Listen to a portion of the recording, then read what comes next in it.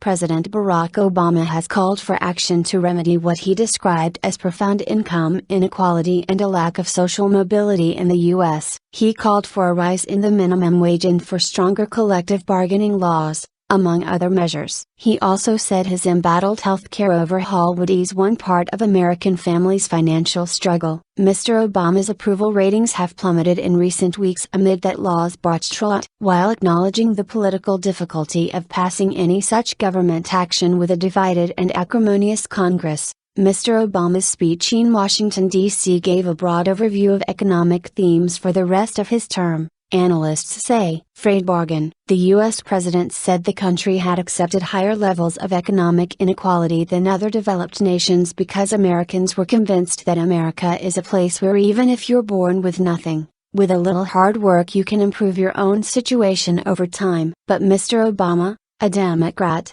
said rising income inequality had been accompanied in recent decades by diminishing opportunities for social mobility. He faulted tax cuts for wealthy Americans, declining investment in schools and infrastructure, and laws that have weakened labor unions, compounded by broad structural changes in the global economy. The combined trends of increased inequality and decreasing mobility pose a fundamental threat to the American dream, our way of life, and what we stand for around the globe. He said, "We can't tackle inequality if the economic pie is shrinking or stagnant." President Barack Obama. The idea that so many children are born into poverty in the wealthiest nation on earth is heartbreaking enough. The idea that a child may never be able to escape that poverty because she lacks a decent education or health care, or a community that views her future as their own. That should offend all of us and it should compel us to action. The U.S. president argued rising inequality was eroding trust in institutions and reducing civic and community involvement. And he said the growing gap was as much about class as it was about race. To remedy the growing income inequality,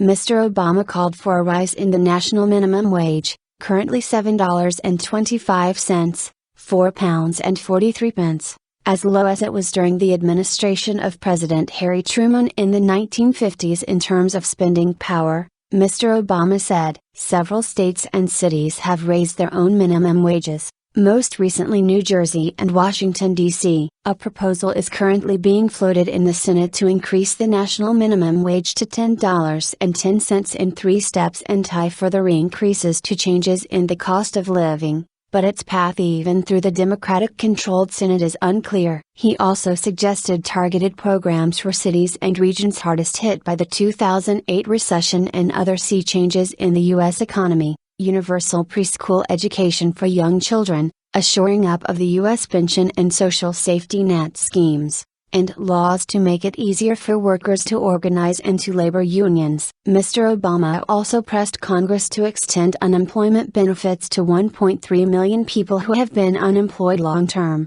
set to expire toward the end of December. Additional weeks of benefits have been approved since 2009, but on Tuesday, a senior Republican congressman, Representative Tom Cole, said his party opposed an extension. Also, Mr. Obama said U.S. government policy must remain relentlessly focused on strengthening the economy. It may be true that in today's economy, growth alone does not guarantee higher wages and incomes, he said. But what's also true is we can't tackle inequality if the economic pie is shrinking or stagnant.